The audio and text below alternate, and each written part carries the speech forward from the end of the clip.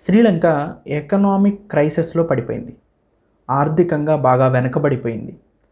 ఆర్థిక పరమైనటువంటి ఇబ్బందులను ఎదుర్కొంటున్న శ్రీలంక అనేక రకాలైనటువంటి ఇతర ఇబ్బందులు కూడా వెంటాడుతున్నాయి. ఎకనామికల్ క్రైసిస్ కాస్త పొలిటికల్ క్రైసిస్ వైపు దారి మళ్ళినాయి. ఎప్పుడైనా కానీ ఏ విషయానికైనా ఎకనామికల్ క్రైసిస్ స్టార్ట్ అయినాయి అంటే ఆటోమేటిక్గా పొలిటికల్ క్రైసిస్ స్టార్ట్ అవడానికి మ్యాక్సిమం పాసిబిలిటీస్ ఉంటాయి. అన్నీ కూడా ఎకనామికల్ క్రైసిస్ మీదే డిపెండ్ అయి ఉంటాయి. అలాంటి ఎకనామికల్ క్రైసిస్ శ్రీలంక ఫేస్ చేయడంతో పొలిటికల్ క్రైసిస్ కూడా ఈ క్రైసిస్ దారితీసినాయి అన్నమాట.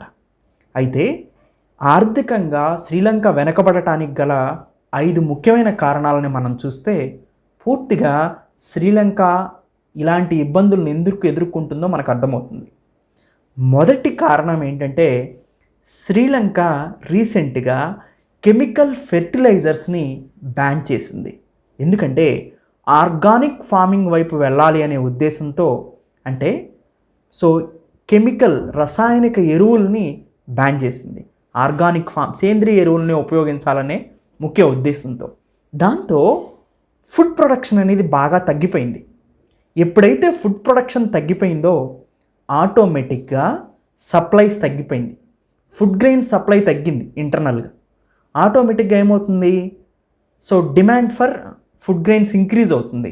అందుకనే ఫుడ్ ఇన్ఫ్లేషన్ బాగా పెరిగిపోయింది. సింపుల్గా చెప్పాలంటే ఆర్గానిక్ ఫెర్టిలైజర్స్ని యూజ్ చేయండి, కెమికల్ ఫెర్టిలైజర్స్ని బ్యాన్ చేస్తున్నామని చెప్పటం వల్ల టోటల్గా ప్రొడక్షన్ పడిపోయింది, సప్లై పడిపోయింది, డిమాండ్ పెరిగింది. ఫుడ్ గ్రెయిన్ అంటే ఫుడ్ ఇన్ఫ్లేషన్ బాగా పెరిగిపోయింది.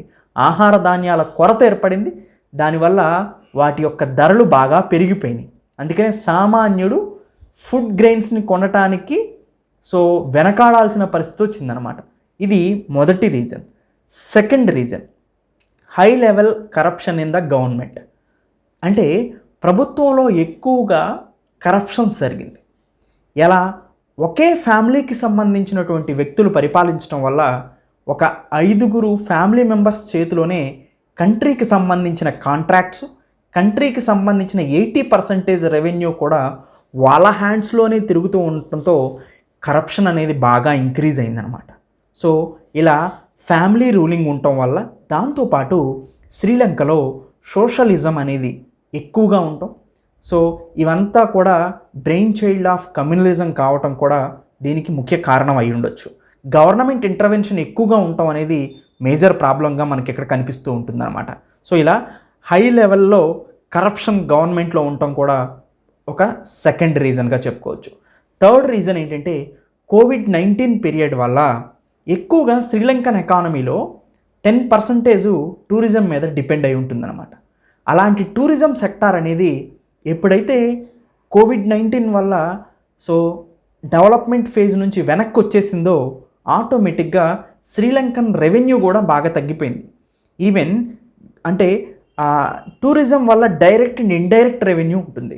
డైరెక్ట్గా గవర్నమెంట్కి ఉంటే ఇండైరెక్ట్గా దాని మీద డిపెండ్ అయ్యే పీపుల్ చాలామంది టూరిజం సెక్టార్ మీద డిపెండ్ అయి ఉంటారనమాట. ఇలా టూరిజం సెక్టార్ అనేది బాగా నష్టపోవడంతో కోవిడ్ ఉన్నప్పుడు టూరిజం సెక్టార్ బాగా పర్యాటక రంగం అనేది అభివృద్ధి కావటం చాలా కష్టం. దానివల్ల పర్యాటక రంగం మీద వచ్చేటువంటి ఆదాయాన్ని శ్రీలంక కోల్పోయింది. ఇది 3వ సమస్య.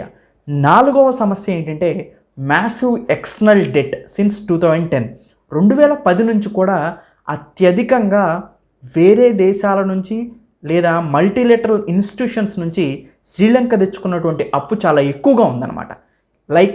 చూడండి, చైనా డెట్ ట్రాప్లో కూరుకుపోయిందని చెప్పొచ్చు. శ్రీలంక హంబంతోటా పోర్ట్ని 99 సంవత్సరాల లీజుకి ఇవ్వటం జరిగింది చైనాకి.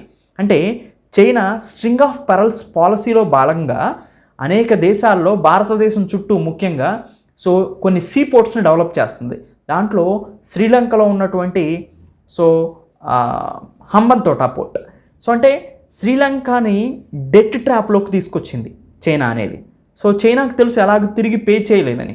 అలా చైనా డెట్ ట్రాప్లో ఈవెన్ పాకిస్తాన్ కూడా ఉంది. చైనా పాకిస్తాన్ ఎకనామిక్ కారిడార్ కానీ, గ్వాదర్ పోర్ట్ డెవలప్మెంట్ కానీ, ఇవన్నీ కూడా చైనా ప్రాజెక్ట్స్ ఎప్పుడైతే వస్తున్నాయో ఆయా కంట్రీల్లో ఒకటి కరప్షన్ ఉంటుంది, 2 చైనా డెట్ ట్రాప్లోకి ఆ కంట్రీ వెళ్ళిపోతుంది. ఆ లోకల్ అంటే శ్రీలంక సంబంధించిన వాళ్ళు, పాకిస్తాన్కి సంబంధించిన వాళ్ళు ఎవరైతే ఉన్నారో ఆయా ప్రాజెక్ట్స్ నుంచి బెనిఫిట్స్ పొందడానికి కరప్షన్ చేస్తారు.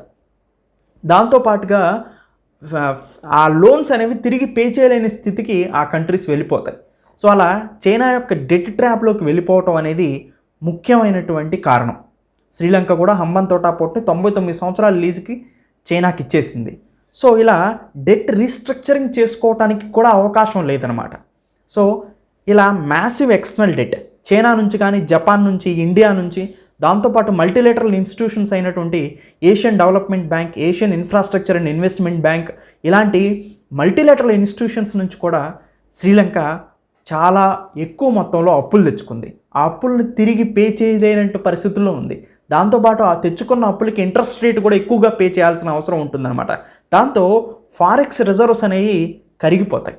ఫారెక్స్ రిజర్వ్స్ ఎప్పుడైతే ఫారెన్ ఎక్స్చేంజ్ రిజర్వ్స్, సో విదేశీ మారక ద్రవ్యం ఎప్పుడైతే నశించిపోయిందో ఆటోమేటిక్గా ఇంపోర్ట్స్కి మనీ కట్టలేనటువంటి పరిస్థితికి వచ్చేస్తారు.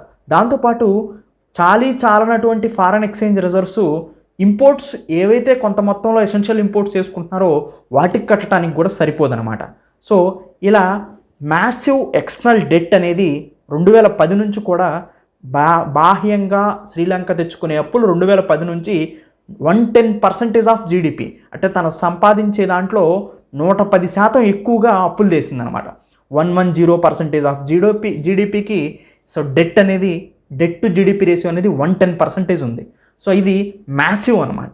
సో అలా అప్పుల మీదే ఎక్కువగా బ్రతకటం అనేది శ్రీలంకకి సో 2010 నుంచి కూడా మనకి ఈ ట్రెండ్స్ నడుస్తుందని తెలుస్తుంది. ఇంక ఎంతకాలం అని డెట్ పెరిగిపోతూ ఉంటుంది. సో ఇంటర్నల్ ఇన్కమ్ అనేది తగ్గిపోతూ ఉంది రీసెంట్గా. సో అది మేజర్ ఎకనామికల్ ప్రాబ్లమ్స్కి దారితీస్తుంది. దాంతోపాటు ఫిఫ్త్ రీజన్ ఏంటంటే ఇంపోర్ట్స్ హెవీగా చేసుకోవటం వల్ల, అంటే ఇంటర్నల్ ప్రొడక్షన్ లేనప్పుడు హెవీ ఇంపోర్ట్స్ చేసుకోవటం వల్ల ఆటోమేటిక్గా ఉన్న ఫారెన్ ఎక్స్చేంజ్ రిజర్వ్స్ అన్నీ కూడా కరిగిపోతాయి అన్నమాట. సో ఇలా ఈ 5 రీజన్స్ అనేది శ్రీలంకలో సో ఎకనామికల్ క్రైసిస్ రావడానికి గల ముఖ్యమైన కారణం. ఈ ఎకనామికల్ క్రైసిస్ కాస్త ప్రజలు ఈ ధరలని, ఈ పరిస్థితులని చూసి ఈ ఫ్యామిలీలో ఉన్న కరప్షన్ని, దాంతోపాటు అక్కడ ఉన్నటువంటి పరిస్థితుల్ని, అక్కడ ఉన్నటువంటి ధరలని, ఆర్థికపరమైన సమస్యలతో కూడినటువంటి ప్రజలు పొలిటికల్ సమస్యని వాళ్ళు క్రియేట్ చేశారు. ఎందుకంటే ఆటోమేటిక్గా సో పొలిటికల్ సెక్టార్స్ మీద ఈ ప్రభావం అనేది పడుతుంది. ఎప్పుడైతే దేశాన్ని ఆర్థికంగా వెనకబడిపోతుందో దాన్ని నడపలేని పరిస్థితుల్లో రాజకీయమైనటువంటి సమస్యలను ఎదుర్కోవాల్సి వస్తుంది. అదే ఇప్పుడు ప్రస్తుతం ఎదుర్కొంటుంది.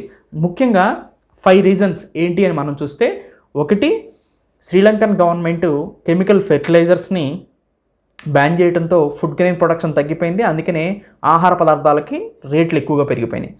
2 వాళ్ళ ఫ్యామిలీయే పరిపాలించడం వల్ల హై లెవెల్లో కరప్షన్ గవర్నమెంట్లో ఎక్కువగా ఉంది. 3 టూరిజం సెక్టార్ బాగా దెబ్బతింది కోవిడ్-19 వల్ల, అందుకని ఆదాయం తగ్గిపోయింది.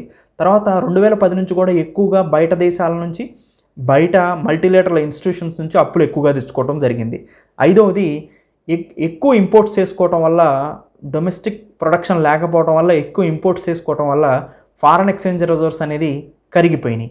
ఈ 5 కారణాల వల్ల శ్రీలంక యొక్క ఆర్థిక వ్యవస్థ వెనకబడిపోయింది. దానివల్ల రాజకీయ వ్యవస్థ కూడా కుప్పకూలిపోయిందని మనం చెప్పుకోవచ్చు. Thank you.